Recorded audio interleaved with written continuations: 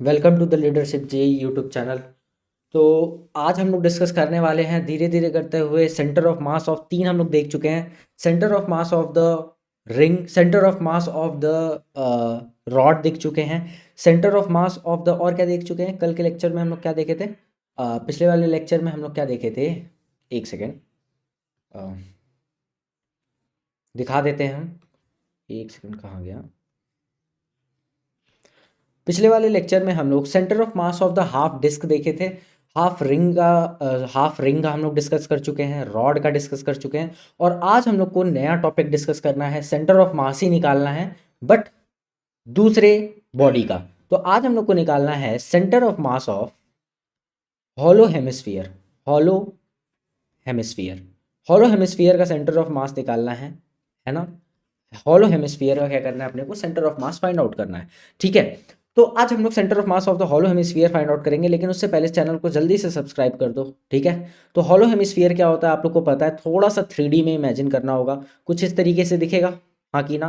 अगर 3D में अगर अच्छे से इमेजिन कर पा रहे हो तो बहुत अच्छी बात है। क्या फिर से नहीं बन पाएगा क्या ये हॉलो हेमिस्फीयर? एक सेकेंड, बन गया। हाँ, तो हॉलो हेमिस्फीयर तो ये फिगर में दिख रहा है, लेकिन ये 3D में है। ठीक है, ये चारों तरफ से ऐसे गोल गोल ऐसे पूरा रहेगा। ठीक है, तो 3D में आप लोग को इमेजिन करना होगा। जितने भी हम लोग मैक्सिमम बातें करेंगे तो 3D में इमेजिन करिएगा। इसीलिए हम कटोरा भी सामने साथ साथ रखे हुए हैं अपने पास। तो फिजिक्स को समझने के लिए कटोरा की आपको ज़रूरत पड़ सकती है। कोई दिल पे नहीं लेगा कि कटोरा का मास्टर यूज़ क्यों करना चाह रहा है। ठीक है, तो आ जाइए अब हम लोग डिस्कस करते हैं। तो अब हम लोग को क्या करना है, सेंटर ऑफ मास निकालना हॉलो हेमिस्फीयर का। अच्छा सर, तो अगर सेंटर ऑफ मास निकालना है हॉलो हेमिस्फीयर का, तो लेट से हम लोग मान लेते हैं कि इसका जो रेडियस है वो रेडियस अपने को आर दे रखा है, कि इसका रेडियस जो है आर है। अब जाहिर सी बात है, अगर इसका रेडियस आर है और इसका मास लेट से बोल देते हैं कि अगर इसका मास एम है, ठीक है, इस पूरे रिंग का मतलब सॉरी इस पूरे हेमिस्फीयर का मास कितना दे रखा है अपने पास, एम दे रखा है, और इसका centre of mass find out करना है। तो अपने को पता है कि अगर कोई भी अगर पॉइंट मास है तो पॉइंट मास के लिए हम लोग क्या किए थे, x m is equal to m one x one plus m two x two and so on करते हुए upon m one plus m two करते हुए x c m y c m और जेड सी एम हम लोग find out करते थे। लेकिन अगर किसी भी डिस्ट्रीब्यूटेड मास सिस्टम की बात हो तो क्या हम लोग x c m is equal to integral of d m x upon integral of d m, और वाई सी एम क्या होगा, क्या integral of d m y upon integral of d m, और डी एम और y z c m क्या होगा, क्या इसी तरीके से जेड सी एम होगा। हाँ कि ना। तो हम क्या बोले थे कि अगर अपने को centre of mass find out करना है तो सबसे पहले आप कोऑर्डिनेट डिसाइड कर लीजिए कि कहाँ आप जीरो कॉमा मतलब कहाँ आप एक्स एक्सिस ले रहे हैं और कहाँ आप वाई एक्सिस ले रहे हैं, क्योंकि किसी के रिस्पेक्ट में ही बात करेंगे। आपका घर कहाँ है सर, इस वाले स्कूल के बगल में है। आपका घर कहाँ है सर, ये वाले किराने वाले दुकान के जस्ट बगल में। तो क्या आप किसी ना किसी के रिस्पेक्ट में बात कर रहे हैं ना, कि आपका घर यहाँ है या वहाँ है। तो सेंटर ऑफ मास भी हम लोग 0,0 के रिस्पेक्ट में बात करते हैं, या एक्स या वाई एक्सिस के बीच में बात करते हैं। अगर 3D कोई बॉडी है तो हम लोग जेड एक्सिस भी ले सकते हैं। आ रही बात समझ में?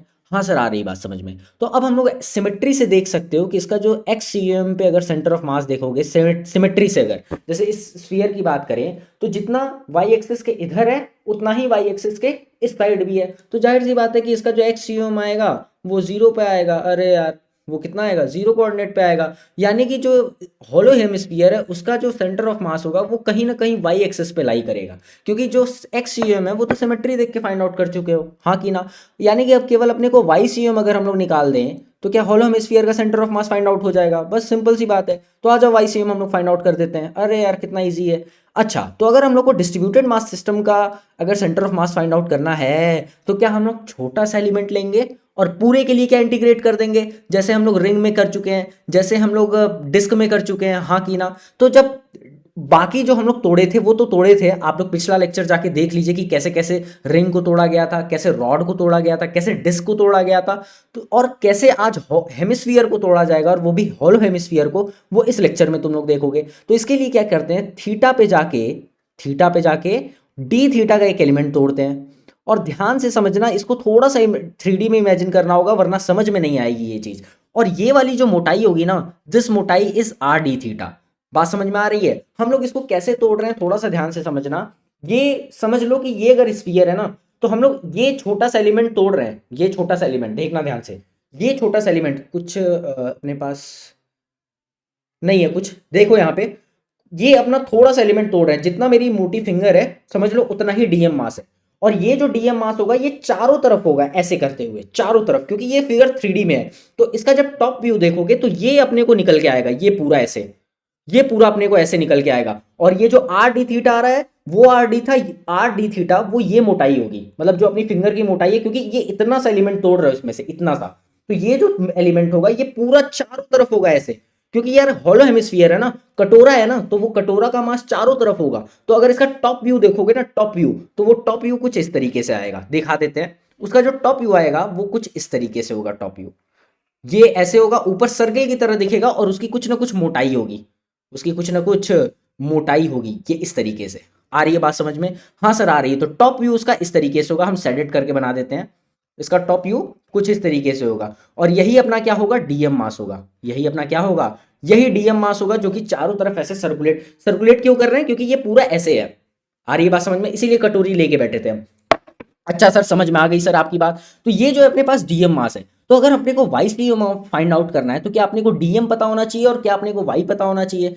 डीएम क्या है सर? डीएम आ जाओ फाइंड आउट कर लेते हैं हम लोग। डीएम क्या होगा सर? तो डीएम जो होगा, क्या sigma is equal to m upon 2 pi r square होगा। सिग्मा इज व्हाट, क्या एक यूनिट स्क्वायर का मास, ये क्या है, सिग्मा इज व्हाट, एक टॉफी का दाम, या एक यूनिट स्क्वायर का दाम, या 1 मीटर स्क्वायर का दाम, या 1 सेंटीमीटर स्क्वायर का दाम, या एक टॉफी का दाम।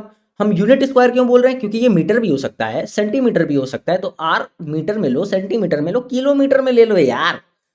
आ रही बात समझ में? तो हम सिग्मा को बोल रहे हैं कि ये एक यूनिट स्क्वायर का एरिया है। तो अपने को जो डीएम मास है वो कितने एरिया में इक्विप्ड है, क्या हम लोग अगर वो देख लें तो क्या अपने को पता चल जाएगा, हाँ कि ना? तो डीएम जो होगा, एक टॉफी का दाम क्या m upon 2 pi r square, एक टॉफी का दाम 2 पाई r स्क्वायर क्या है यार, area of the hollow hemisphere. अरे हेमिस्फीयर का एरिया, पूरे अगर स्फीयर होता तो क्या उसका एरिया 4 पाई r स्क्वायर होता है, तो यहाँ पे आधा स्फीयर है तो क्या उसका एरिया 2 पाई r स्क्वायर होगा। अरे यार ये सब तो छोटी छोटी चीजें हैं। तो डीएम निकालने के लिए अगर ये एक टॉफी का दाम है तो डीएम निकालने के लिए क्या करना होगा, एक टॉफी का दाम इनटू कितनी टॉफीज हैं, हाँ कि ना? तो कितनी टॉफीज हैं देखते हैं। तो ये पूरी टॉफी है, इसका देखना क्या करना है, इसकी जो मोटाई होगी, इसकी मोटाई क्या है, आर डी थीटा है, इसकी मोटाई क्या है, आर डी थीटा है। और ये मोटाई हो गई, लेकिन इसकी लेंथ क्या है, क्या ये वाली डिस्टेंस क्या होगी, क्या ये डिस्टेंस आर कॉस थीटा होगी।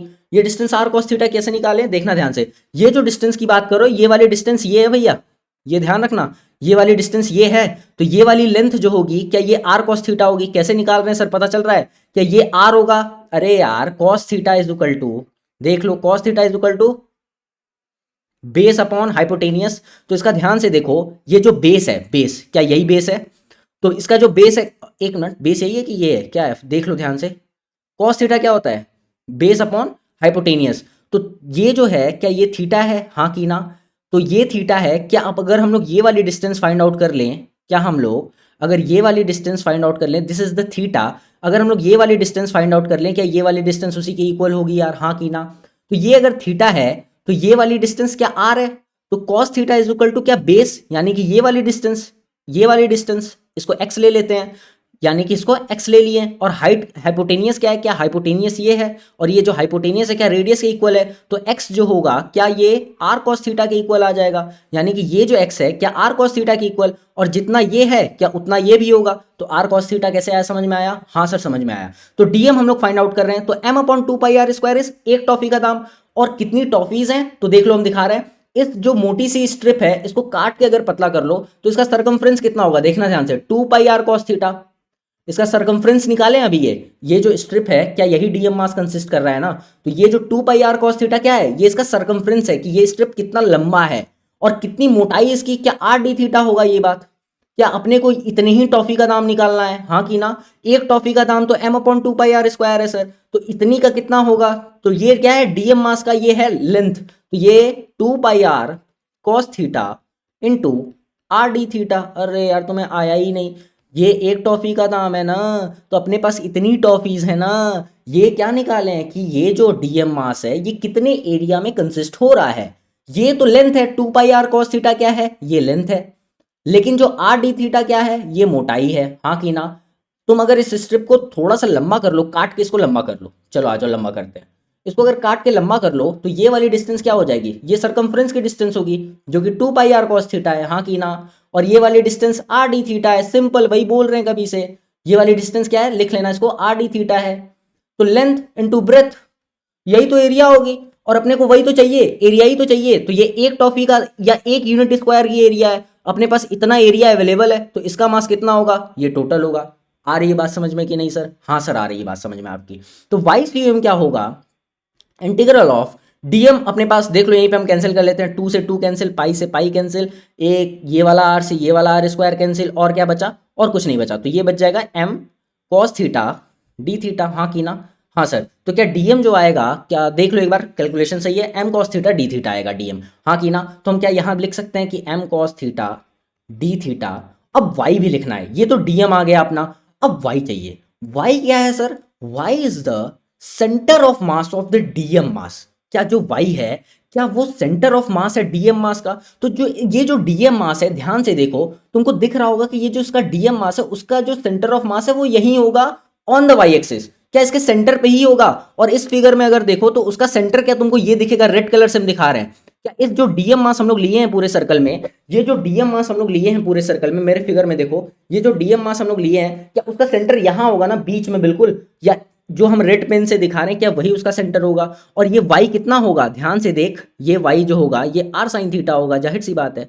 ये वाला वाई कितना होगा, मतलब जो डीएम मास है उसका जो सेंटर ऑफ मास कहाँ होगा, डीएम मास क्या ये है, और इसका सेंटर ऑफ मास क्या आर साइन थीटा पे होगा। हाँ की ना?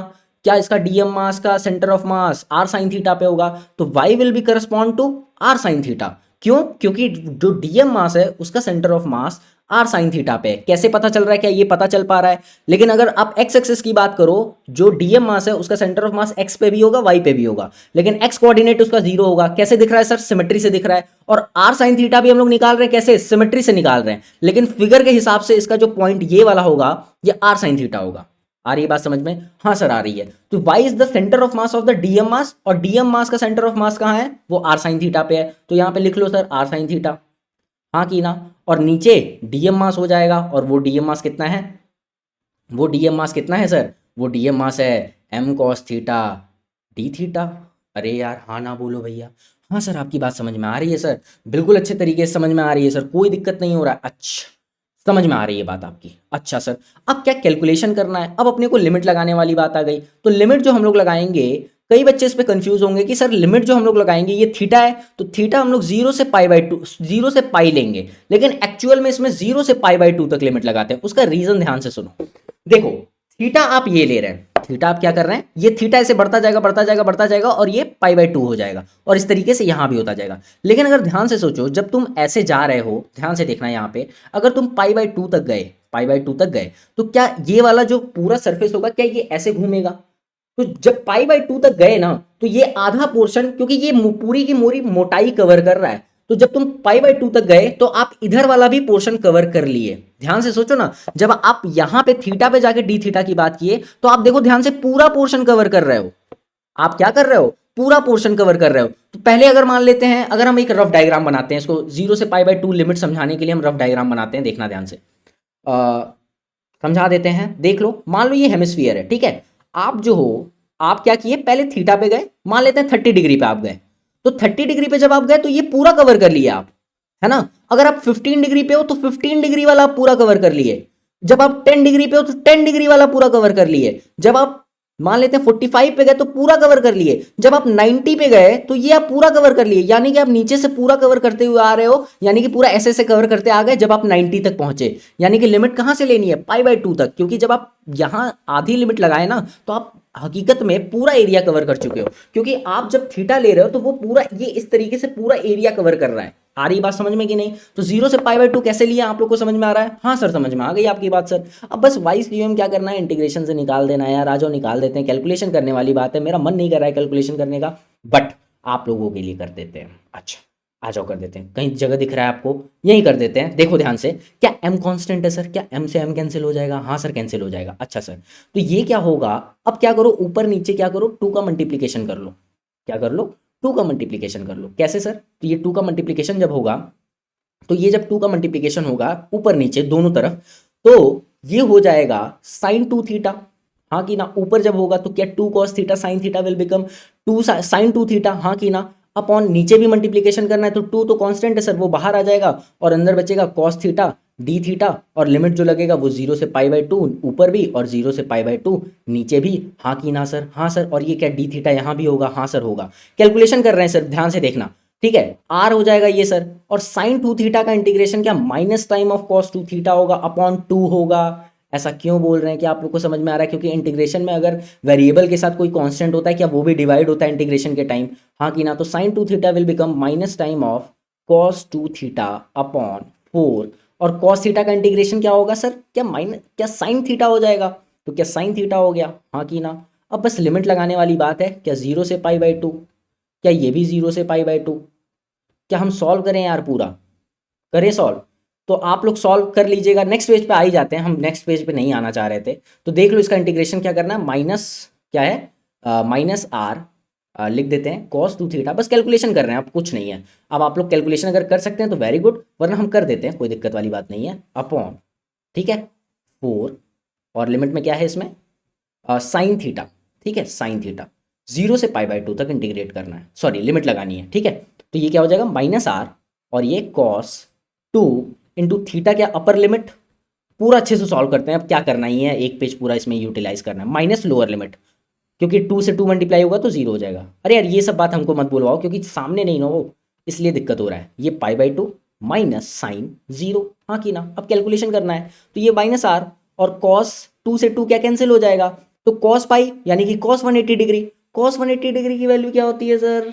क्या होती है? क्या 1 होती है? -1 होती है। अरे -1 होती है, और ये भी -1, कॉस पाई की वैल्यू -1 और 4, और साइन π/2 की वैल्यू क्या 1, और साइन 0 की वैल्यू 0, तो 4 हो जाएगा नीचे, तो इट विल बिकम -r, और ये -1 -2, ये प्लस हो जाएगा। अरे यार ये सब तो कैलकुलेशन है ना भैया, 4 क्या 2 कट जाएगा, दिस विल बिकम r/2। अरे कैलकुलेशन किए हैं प्रभु लोग, चूंकि यार तुम लोग सामने नहीं, इसलिए हमको पता नहीं चल रहा है। तो क्या YCM जो आएगा, क्या वो r/2 आ जाएगा? जो XCM YCM लिखोगे, क्या वो जो होगा अपना, क्या 0 r/2 आ जाएगा? सिंपल। क्या इस होलो हेमिस्फीयर का सेंटर ऑफ मास क्या 0 r/2 पे एग्जिस्ट करेगा?